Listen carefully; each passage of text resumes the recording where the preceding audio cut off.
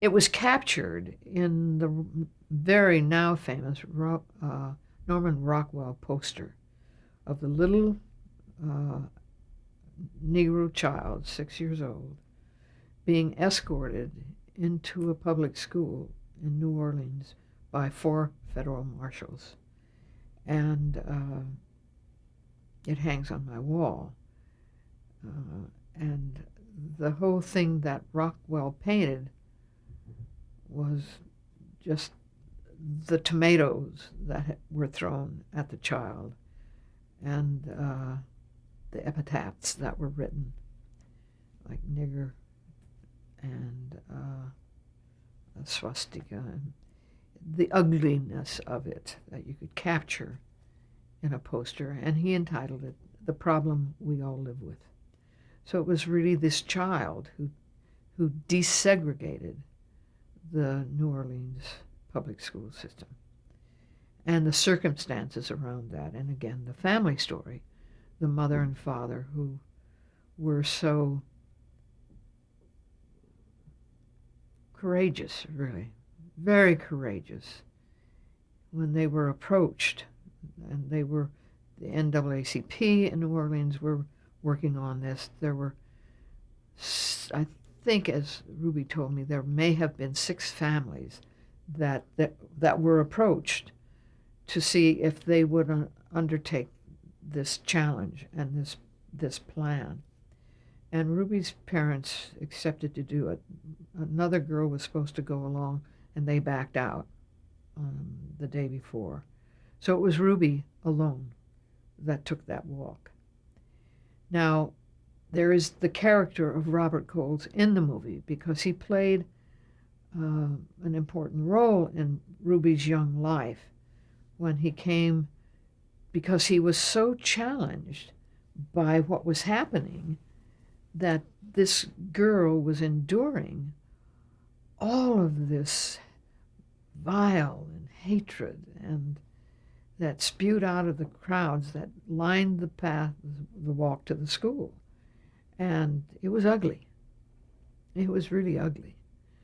And her equanimity absolutely stunned Coles. So he went to New Orleans and sought her out and wanted to find out where was the source, where was the resource. And so he met with the family and he is a major character in the film. And it was his work that gave some revelation.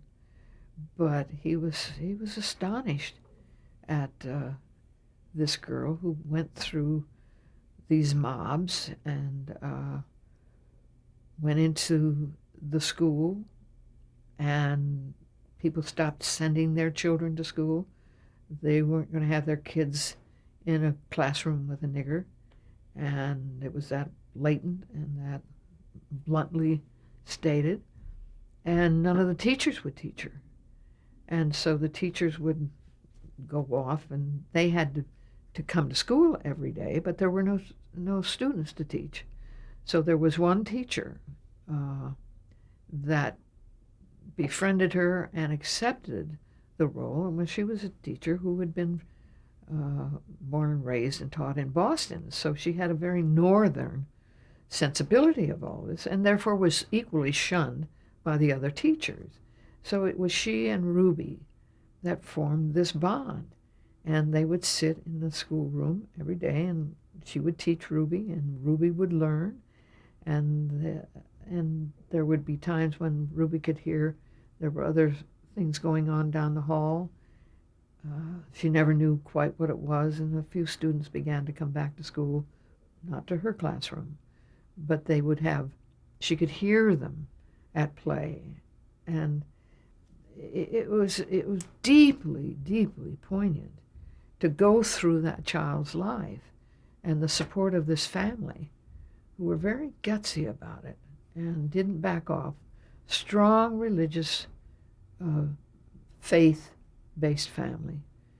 And they called on that resource. And Ruby had it herself, a very strong sense that she was protected by prayer and protected by her her parents, and wonderful relationship with her father. Um, and they prevailed. And finally, the war ended and the schools were integrated, but not until the marshals came down. And she rode, they picked her up. She rode in the car and she walked always with them as her escorts. And they stood outside the door of her classroom in the event that there was any malicious, threatening activity. And they fell in love with her.